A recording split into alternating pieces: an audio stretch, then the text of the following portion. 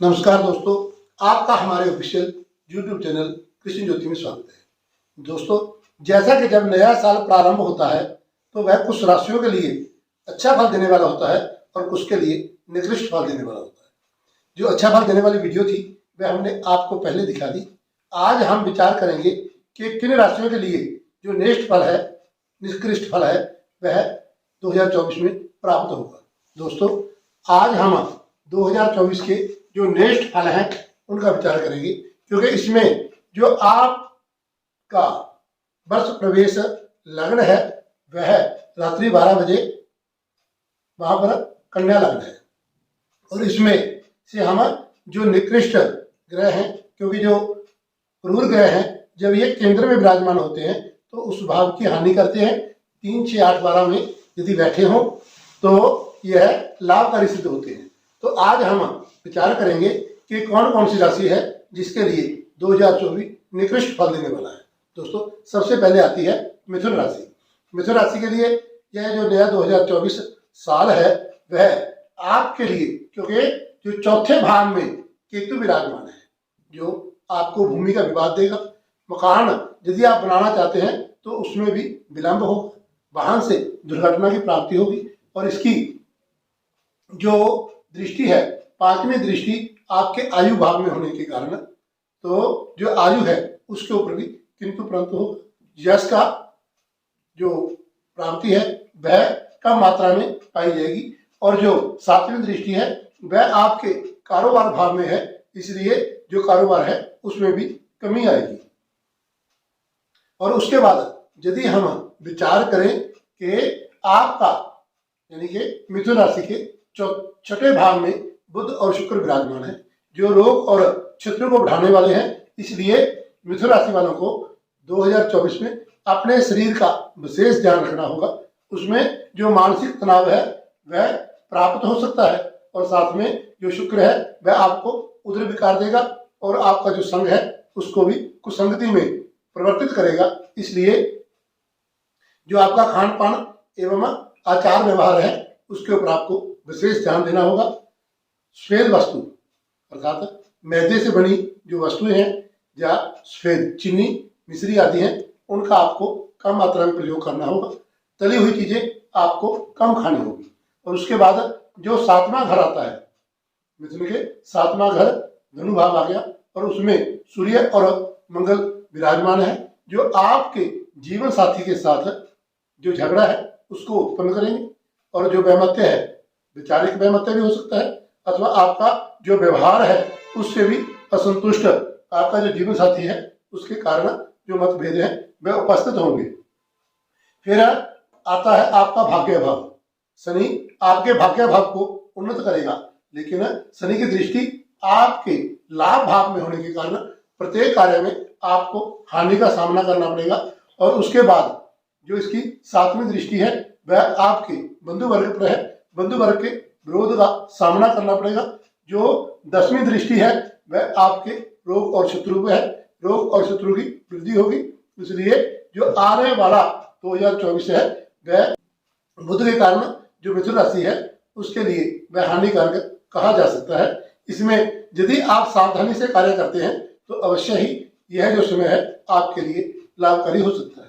दोस्तों, उसके बाद आती है दूसरी राशि। दूसरी राशि है कन्या राशि, क्योंकि कन्या राशि में विराजमान जो केतु है वह मानसिक तनाव को देगा और शरीर कष्ट की प्राप्ति होगी।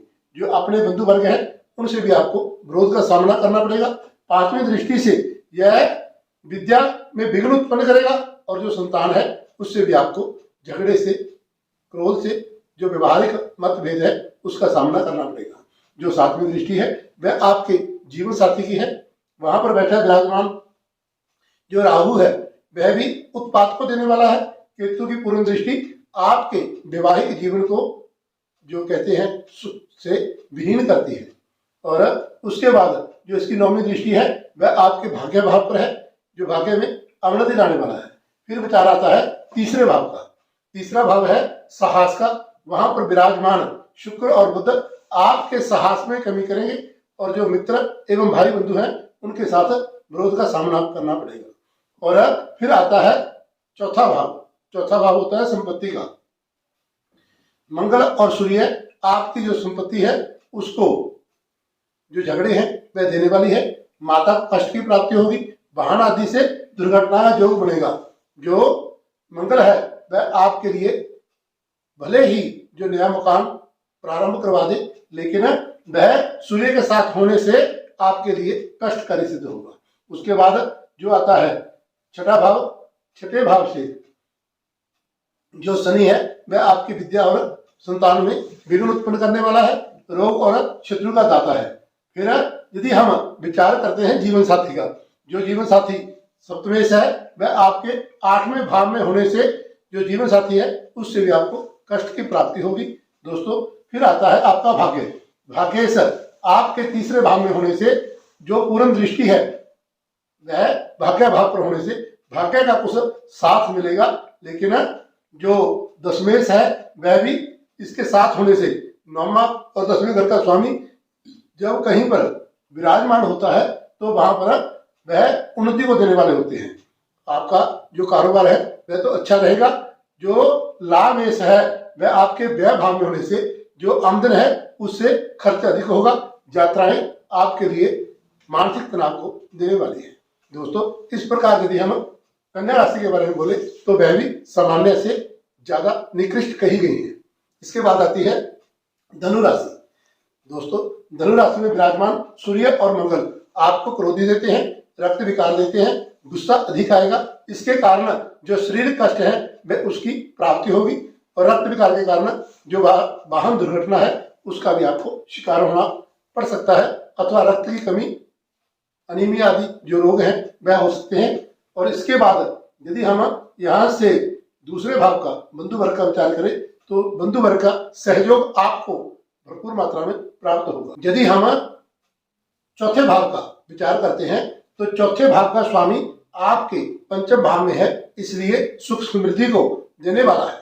लेकिन वहां पर बैठा हुआ जो राहु है आपको भूमि का विवाद देगा और जो भाई हैं उनसे जो दुश्मनी है उसको देने वाला है। 5वें भाव का जो स्वामी है वह आपके लग्न में होने से संतान से सुख की प्राप्ति होगी, लेकिन 5वें घर में बैठा गुरु आपके विद्या और बुद्धि में विघ्न उत्पन्न करेगा, संतान से भी आपको कष्ट की प्राप्ति कराएगा। और उसके बाद जो आता है 7वां भाव। 7वें भाव का स्वामी जो बुध है वह आपके व्यय भाव में होने से 12वें घर में होने से खर्च और क्लेश को बढ़ाने वाला है और जीवन साथी के साथ जो वैचारिक मतभेद है वह उत्पन्न करता है। जो आपका जीवन साथी से प्रेम है उसमें कमी आएगी। अगर किसी से प्रेम करते हैं तो यह 2024 आपके लिए अनुकूल समय नहीं है। इसके बाद जो विचार आता है भाग्य का।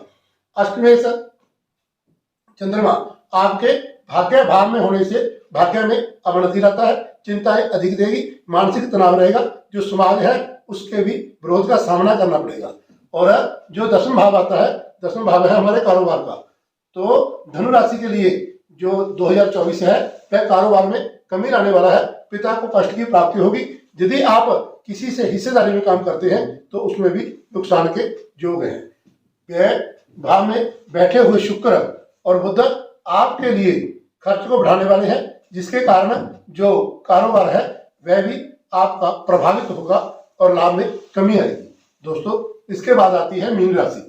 मीन राशि में जो बैठा हुआ राहु है वह आपको मानसिक एवं शरीर कष्ट को देने वाला है। सामाजिक विरोध का सामना करना पड़ेगा। शरीर में रोग की उत्पत्ति होगी, गुप्त रोग का आपको शिकार होना पड़ेगा। यहाँ से जो 5वां भाव आपको संतान के विरोध का सामना करना पड़ेगा।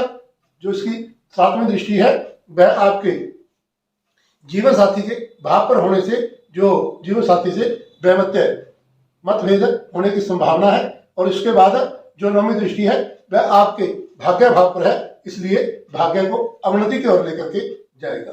दोस्तों उसके बाद आता है बंधु वर्ग। बंधु वर्ग में बैठा हुआ गुरु आपको बंधु विरोध देने वाला है। और फिर आता है साहस। साहस का जो स्वामी है शुक्र वह आपके व्यय भाव में 9वें भाव में होने के कारण आपको साहस की प्राप्ति होगी और जो बंधु वर्ग है उसका सहयोग मिलेगा। और यदि हम विचार करें आपकी संपत्ति का, संपत्ति के लिए जो बुध है वह आपके लिए अच्छा फल लाने वाला है।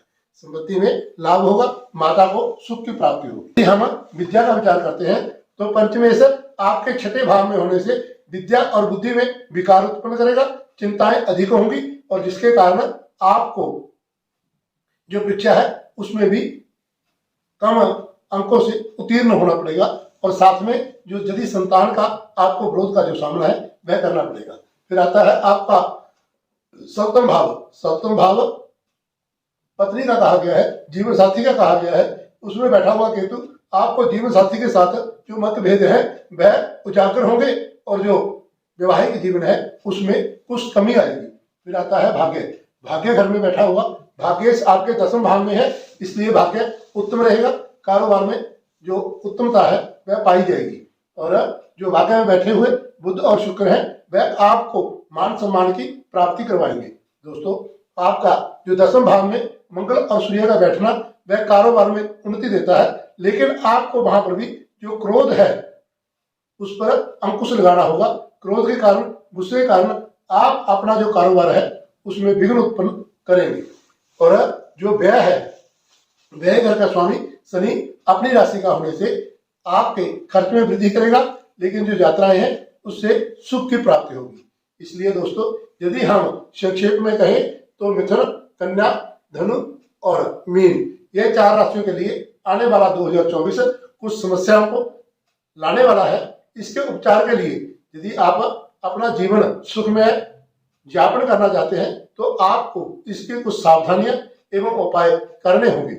इसके लिए आपको जो हमारी वेबसाइट है कृष्णकुमार.live पर जा करके आप जो नेक्स्ट ग्रह वर्ष प्रवेश पेज बनाया हुआ है उसके ऊपर आप अपना जो नेक्स्ट ग्रहों का कुप्रभाव है उसको शांत करने के लिए उपाय बतलाए गए हैं। उन उपायों का अध्ययन करके आप अपने आने वाला जो जीवन है उसको सुखमय बना सकते हैं। और यदि व्यक्तिगत आपने कोई जानकारी लेनी है तो वेबसाइट पर आप अपना जन्म समय, जन्म तारीख और जन्म स्थान भेज करके अपना प्रश्न लिखें तो आपको आपके प्रश्न का उत्तर भी प्राप्त होगा। नमस्कार, धन्यवाद।